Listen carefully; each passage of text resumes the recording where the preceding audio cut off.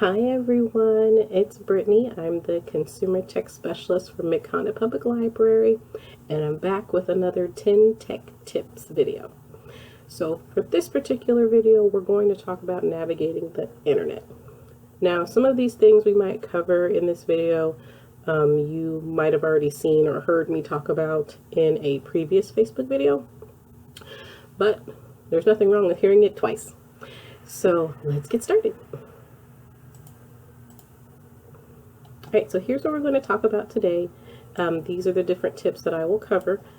I will try to talk about these things a little bit and then actually show you how some of these things work. So that way you can kind of get an idea of the different ways you can use the internet.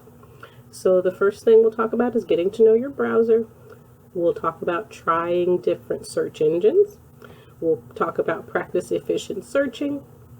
Define and simple words, which is a tool you can use in Google. We'll talk about checking your sources because that's really important nowadays. We'll talk about the keyboard shortcut Control F, which is my best friend. We'll use those tabs, which we talked about before in a previous video, but I definitely want you to use your tabs. Then we'll look at a particular activity that I just learned about the other day while researching this video. It's finding similar sites with related, so I'll show you what that means. Then we'll talk about the other types of searches available, and then we'll talk a little bit about incognito mode. I'll actually show you how to look that up and figure out what that is. So, on to getting to know your browser. Now, when you're getting to know your browser, this really means poking around, seeing where things are, seeing how to create bookmarks or how to find your browsing history, how to rearrange your tabs, how it displays information to you, can you customize it, really getting to know how your particular browser works, so that way you can make sure when you need to save something and you need to bookmark it, you know how to do that. So that way you can actually keep all of your information right at hand when you need it because you know how your browser works. So playing around in those settings, seeing how it saves your passwords, turning on whether or not you want it to delete your browsing history when you close your window. What do you want that browser to do for you? So definitely poking around, clicking on things, seeing what they do, exploring it will definitely make navigating the internet a lot easier because you're using your browser as a tool to help you save what you find on the internet. So that's definitely one thing you want to do. Now, which browser you use really depends on your preference. You can use more than one. You don't have to stick to just Google Chrome because you have Google Fiber Internet. A lot of people think that they have to use that particular browser. You don't. You can use any browser that you can download that works on your particular device. Whether or not it's available, you'll have to search for it in your app store if you're on a mobile device, or if you're on your laptop, seeing if you can download it from the internet. But whichever one you use kind of depends on what you're doing and which one you like the best. For instance, I use multiple browsers depending on what I'm doing, or just because I want to. I don't really sit with just one particular one because they all have different characteristics and they all do something a little bit different with how they show me the internet. But definitely poke around, get to know that browser. Alright, 2, try different search engines. Now, a lot of people over time have gotten familiar and comfortable with Google. Perfectly fine. It's the biggest one. It has the access to the most websites. It's pretty fast. But there are a lot of people that choose not to use Google because they necessarily don't want Google having their information, or they're already married to another particular search engine, say for instance Yahoo, because they have a Yahoo Mail and they're already going there. So they just decide to use that search engine. It really depends. You can use any and all of them at any particular time, just like you can with a browser. Now, some of these I won't play with today. I don't have much experience with some of them, but depending on which one you use, it will either give you what you need or it won't. So then you'll just switch to the next search engine. Now make sure you keep in mind that a search engine is different than a browser. A browser is just going to take you to the internet. The search engine will help you search the internet. So depending on what you're looking for, you're going to open your browser, go to a search engine, look for what you're looking for through the search engine if you don't know the direct website URL address. So you can use Bing, you can use Google, Yahoo, Dogpile, there's DuckDuckGo, there's one I found yesterday called like Yappy or something like that. So depending on where you are and what you want, you can use any particular search engine that you want to use. But try different ones. If you're not finding what you need on Google, switch over to Bing really quick. Or if Bing's not giving you what you want, which tends to be my experience, I'd switch to another one, find it there, and then go from there. All right, so practice efficient searching. We will do this one because there's a little bullet in here of one I want to actually show you because I just figured out what this was and thought it was pretty interesting. Most of the time when you're searching to find what you need, depending on what you type into the search engine, will determine what results you get back. So if you are looking for a coffee place next to your house and you just type coffee into the search engine, you're going to get a billion results for coffee because it's going to search any and every website that mentions coffee, not just anything pertaining to where you are and what you're looking for. So you want to be specific in this instance. So if you live in Parkville and you want a coffee shop in Parkville, those will be your search terms, coffee shops in Parkville. You could get a little more specific and say you want like roasted Arabica or Arabica coffee shops in Parkville, or if you just want frappuccinos in Parkville like I do, or lattes in Parkville, you could get a little bit specific with the coffee, but 9 times out of 10 you'll probably just do coffee shops in Parkville to find what you're looking for. Another option you could use to be a little more efficient when you're searching is to use quotations. So what this will do is it will group the words together through the quotation marks to search for those groups of words in that order. So for instance, I've got Kansas City apartments for rent here, for example. So instead of typing it without the quotes, it would search for anything and everything Kansas or Kansas City, or just apartments, or for rent, or for sale. But since I want those things grouped together because I specifically want just Kansas City and I specifically just want apartments for rent, I can put those in quotations. So that way when it's searching the pages, it'll look for Kansas City and then apartments for rent specifically instead of each of those individual words. So what you want to do is you do want to be careful with how many quotation marks you use, because it could reduce your results down because it's looking for those specific phrases in that specific order. It is kind of handy if you're like Kansas City apartments for rent, that's pretty easy. But you don't want to get too specific. So you do want to find that if you're not getting as much as you need, fix your search results, your search terms, and then go from there. Now this next one I want to show you, I figured out you could search within a site in your search engine without going directly to that site first. So you'll find most sites have their own search, especially if you're doing shopping. So if you go to Best Buy, they're like, what are you looking for? And you type what you're looking for. I figured out that in your search engine, you could just type in site and then find the URL that you're going to, so bestbuy.com for instance, and then say I'm looking for flat screen TVs, I could just type that there and start, and the search engine will search Best Buy for me to give me the results. So let's check this out because it might not make any sense until you see it. So let me go ahead and pull up my browser that I want to use. And what we're going to do is you do have to type this in a specific way to get it to kind of activate this activity, for instance. So if I want to search the site, I need to tell it what site I want it to search. So I want it to search bestbuy.com, and then for what I want it to search for, flat screen TVs. Oops. And so what it's going to do is it's going to search Best Buy specifically for flat screen TVs and then bring me back those results so I can go straight there.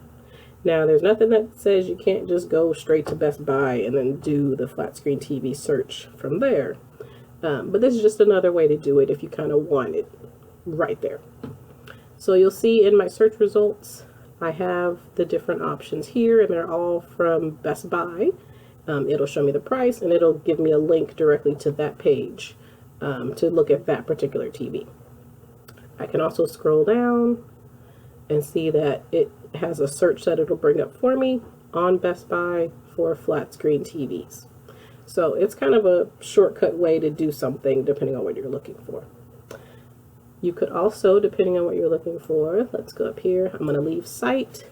Say I want to look on target.com for a comforter. So what it'll do is it automatically takes me right there, and then you'll notice over on the right hand side in the preview tiles here, it's showing me different comforters from Target that I could go ahead and click on and get directly there. I thought that was super cool. I didn't know you could do that, and it saved me a little bit of a step. So anything to be more efficient, we're all about it. All right, define in simple words. So I use this all the time. So these are two separate things. The first one is define. So if you don't know what a word means and you definitely don't have a dictionary handy, you can use Google to define that word for you. So let's start.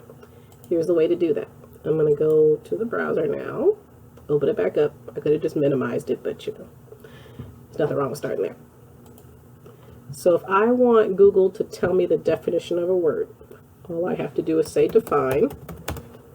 Google's going to know, hey, I need to be a dictionary for you right now. And then you type in the word you don't know what it means. So we could say, what is a goober?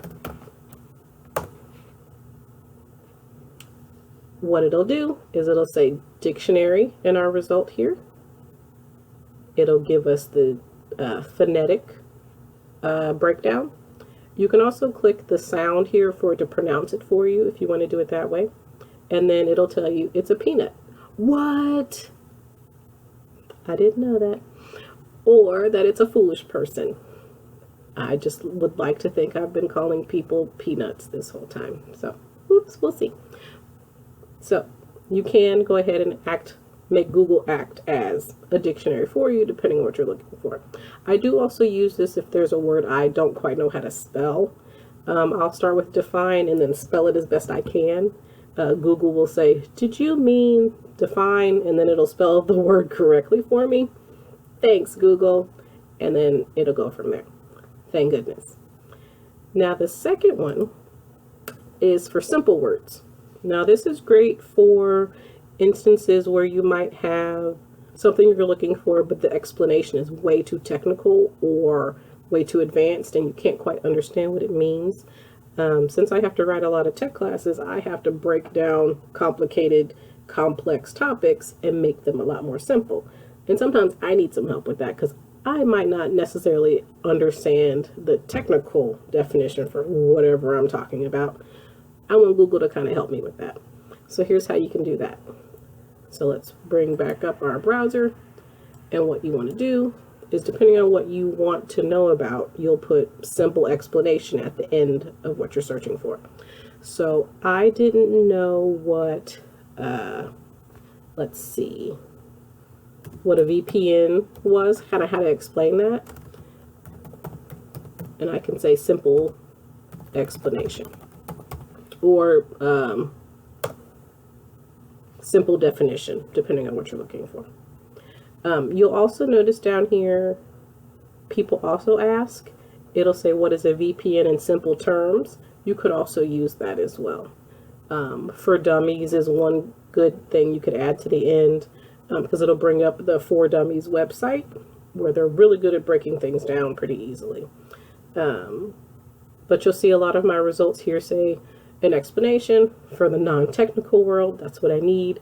VPN explained in simple words. So it's going to find different websites that have broken down something complex and made it a lot easier to understand.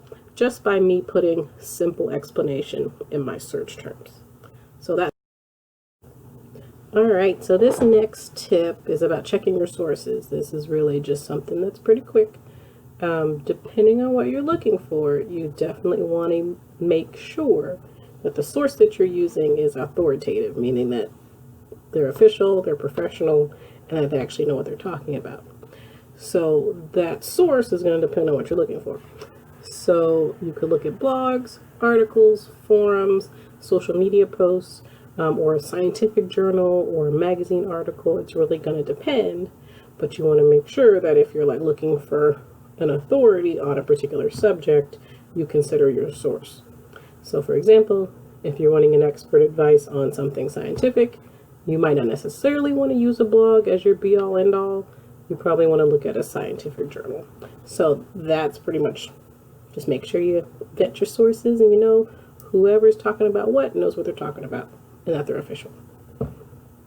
That's like grade school stuff, but it's easy to forget because there's so much information out there.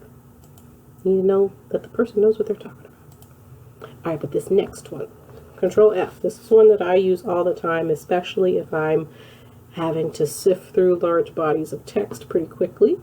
So here's an example of how to use that. Let me pull my window on over.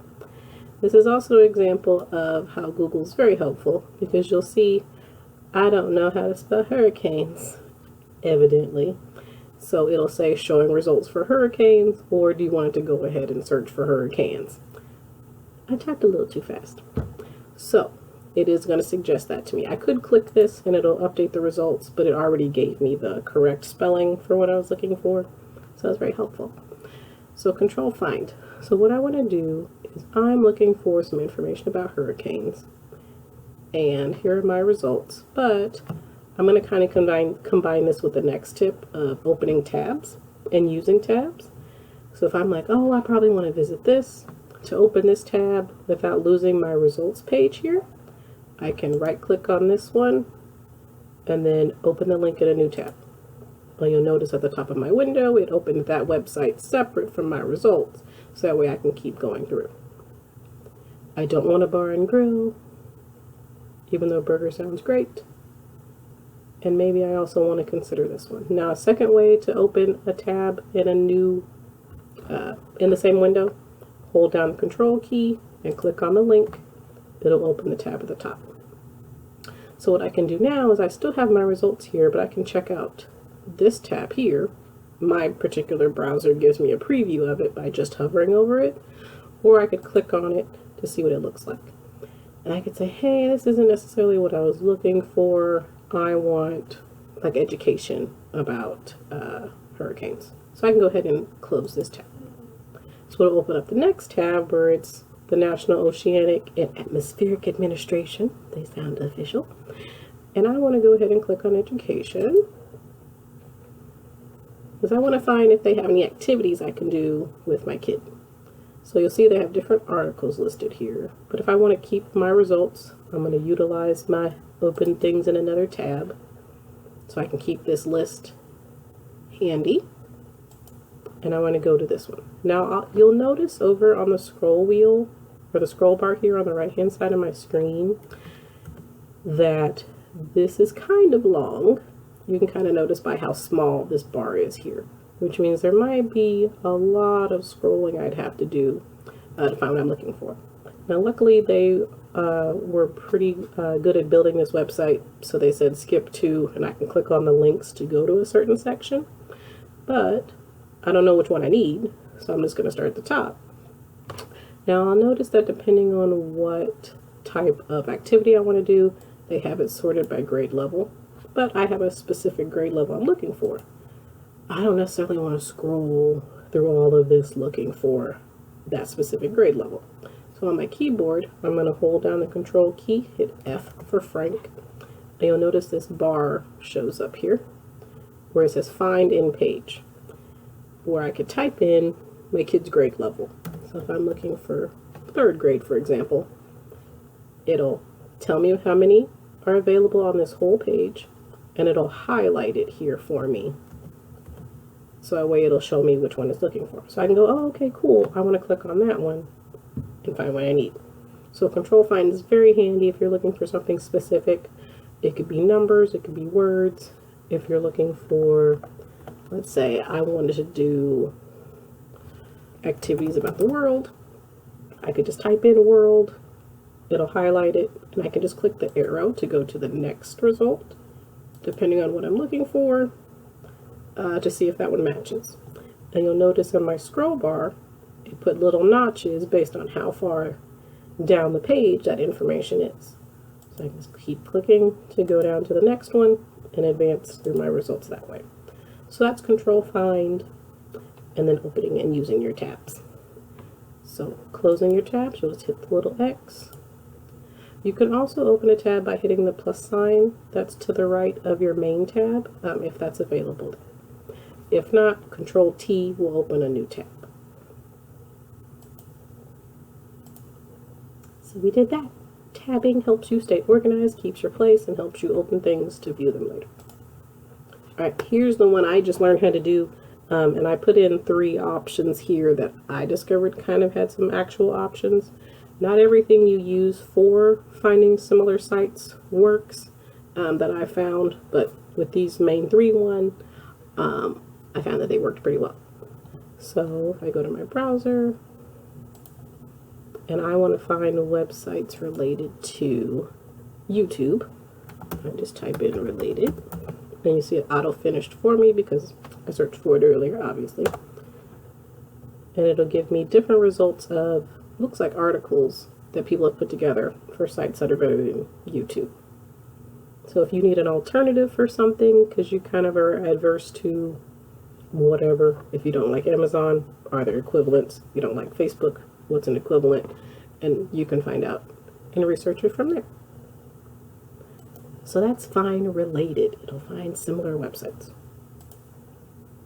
Alright, the next one is other types of searches. Now you'll notice that we've been using Google a lot, which is fine. That's predominantly the one most people are most comfortable with. But most of the time, most people will stay in the all section, which is fine. But there's also these other filters here that will narrow down your information based on what you're looking for. So if you type in, I think, what did I have? Oh, I did the Library of Alexandria, where Google's gotten a lot better, and now they're kind of incorporating everything on the main page. But if you wanted to see more pictures of it, for instance, you could click more images here, or use the filter right above all of your results and just click on it, and it'll change the results page for you, where you could then narrow down the filters based on what you're looking for from there. So if I wanted images or news, or if I wanted videos, the map will just pull up any library named Alexandria, obviously, so that wouldn't be very helpful. But you do have the option of filtering your results based on what you're looking for by using the toolbar right below the search bar.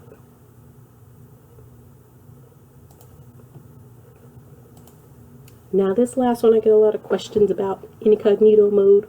What is it? So let's look it up. So what we'll do is I'll open a new tab. And the first thing I want to do is I want to know what it is, and then I want to know how to do it for my browser. So here's how we're going to start that.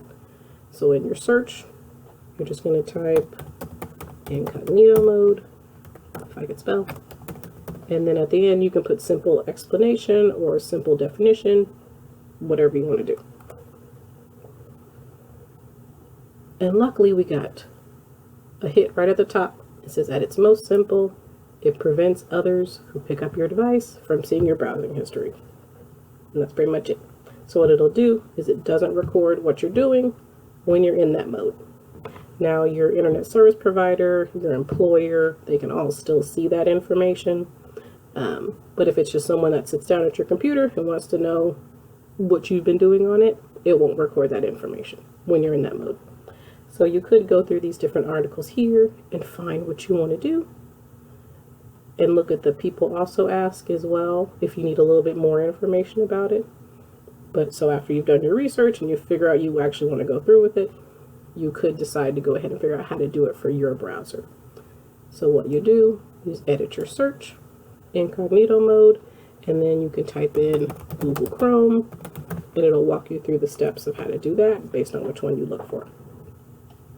So it'll tell us that we could do Control-Shift-N to find that information to open a new tab, or it'll actually open a new window in incognito mode if you want to do it that way.